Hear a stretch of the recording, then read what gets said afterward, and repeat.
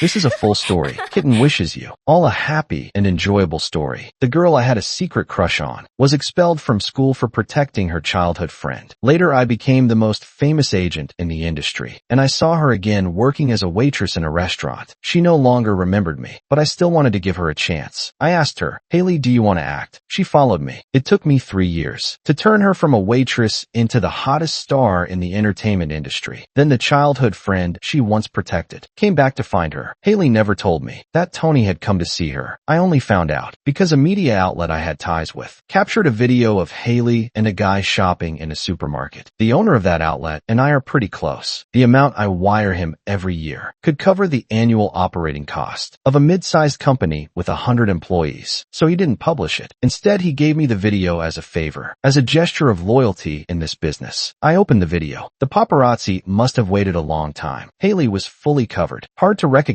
unless you knew her well. But the tall guy in casual clothes next to her wasn't hiding at all. Even after all these years, even with the blurry footage, I recognized him instantly. Tony, our high school classmate, Hailey's childhood friend. Back in high school, Hailey was a star. She was brilliant, always ranked in the top 10 in the grade. I, on the other hand, was always ranked first, but I studied 10 hours a day. She didn't. Her intelligence came naturally. She was smart, beautiful, and kind. Everyone in school knew her, and Tony, who walked to and from school with her every day, naturally became the center of attention too. All the boys were jealous of him. The teachers had high hopes for Hailey, especially in our final year. But one day after school, she over-defended herself and left a harasser permanently disabled. The case caused a huge stir. Even the Education Bureau got involved. The most believable version was this: the thug had actually come for Tony because Tony had tricked him while gambling. To protect Tony, Hailey struck the thug's head with a brick. The thug's family was powerful, and they refused to back down. Tony, the one who should have stepped forward, never appeared. In the end, the school had no choice but to expel Hailey. The last time I saw her in high school was at the bus station. She was pulling her suitcase, disappearing into the crowd. She looked so thin, so frail. A white shirt hung on her delicate frame. She kept glancing around, maybe looking for someone. In the end, she smiled to herself, then boarded the bus to City A without turning back. I was there too, hiding in the crowd, watching her leave. Not that I needed to hide. Hailey probably never even knew who I was. 7 years later, I saw her again. It was a small wrap-up party. She brought over a glass of 1982 Lafite. I recognized her at once. I was stunned and asked, "Hailey?" She paused too, politely asked, "Do you know me?" I smiled. I looked at her. By then, I'd been in the industry for years. Experience had made me calm and composed. I didn't show much emotion, just quietly observed her. God really did favor her. After all this time, she was still breathtaking. Unlike the sweet-faced idols under my agency, her beauty had a quiet sorrow, a calm and gentle aura. Fair skin, bright eyes. One look from her could stop your heart. I didn't tell her we were high school classmates, just handed her my business card before leaving. She looked at it. No reaction to my name. I knew then she had no memory of me, but I didn't mind. I gave her a sincere smile and said, "Hailey, you have great potential. Would you like to enter the entertainment industry?" 3 days later, Hailey called me. She had all the right qualities. In this business, looks alone could open doors, and I poured every resource I had into her. The timing, the opportunity, the effort, everything aligned. She rose to fame, became my top artist. She was always cooperative, never caused trouble, until today. When I received that video, I watched it again, then called Hailey. She didn't answer. I paused, closed my phone, picked up my car keys, and left the office. I stood at Hailey's door and rang the bell. No one came. I waited another 5 minutes, then started entering the passcode. I took care of everything for Hailey. This apartment, I helped her buy it after she made her first fortune. It was private, secure, and I had connections with the developer. Saved her a good amount of money. When setting up the password, I asked her what she wanted. She just shrugged and said, "Anything." I laughed and joked, "Anything, then I'll set it to my birthday. That way, every time you enter, you'll remember your mentor's birthday. Don't forget to send me a big gift every year." She laughed too. The password never changed. I entered my birthday. With a beep, the door opened. I stood at the door, knocked once more. I had given Hailey enough time. I didn't know what would be inside, but no matter what it was, she should have had time to clean it up by now. I walked in, and to my surprise, Hailey wasn't there. There was only a man standing in the middle of the living room, wearing the t-shirt and pants I had left at Hailey's place. He must have heard the door open. He turned his head toward me, looking a bit startled. Our eyes met. It was Tony. I stood in the entryway, paused for a second, and asked him, "Where's Hailey?" He hesitated, looked at me with confusion, and asked, "Who are you?" I didn't answer, opened the shoe cabinet, but didn't see my slippers. I looked up at Tony, and sure enough, he was wearing them. I said nothing. I've always had a strong sense of cleanliness. Once someone touched touches my personal things. I never use them again. That outfit and those slippers, I would never want back. I didn't show any emotion. Instead, I gave him a polite and distant smile. In this industry, I'm known for having a good temper, but no one ever dares to test my bottom line, because everyone knows, even if I'm thinking about how to destroy you. On the outside, I'll still be calm and smiling. I nodded slightly at him and said, "Hello, I'm Hailey's agent, also her boyfriend. Could you please tell me where Hailey is?" I paused, looked at him with a faint smile, and added casually, "By the way, the clothes you're wearing are mine. Hailey and I got together a year ago. The kind of thing that happens between adults, and I've never hidden my feelings for her. She could always sense it, but neither of us ever spoke it aloud. We got together after a business dinner 2 years ago when she had just started gaining popularity. I drank a lot during the negotiation for a brand endorsement. I kept my composure throughout the night, signed the deal, and only started vomiting after seeing the brand people off. Hailey took me home and stayed to take care of me. Through the haze, I heard her sigh helplessly beside my bed. Rocky, you're pushing yourself too hard. Hailey's personality is cool and quiet, not like those other chatty girls." That was the first time I'd heard such a tone from her. I couldn't help but laugh. I've been somewhat of a legend in the industry. Started as an assistant, built everything from scratch. Now a top agent despite my young age. She smiled too when she heard me laugh. I opened my eyes and joked, "If I didn't push myself, how else would I have made you a star?" She paused for a moment, then said softly, "Rocky, I'm really lucky to have met you." That was the first time she thanked me. After that, we both knew where it was going. Maybe it was just the moment, but we ended up together. We're both adults, with natural desires. We spent all our time together, and as the saying goes, those closest to the water get the moon first. After 7 years, I had finally reached my youthful dream girl. Honestly, I looked decent enough, tall, handsome. When I first entered the industry, people asked me if I wanted to act, but I had my own plans, so I declined. With success, a calm personality, and good looks, plenty of female celebrities hinted at interest over the years, but I ignored them all, was always faithful to Hailey. So when she chose to be with me, I knew deep down she wasn't settling. But now, looking at Tony, whose face had gone pale after my words, I couldn't help but think, maybe my youthful dream girl had her own moon, and I, the stand-in, might be nearing retirement.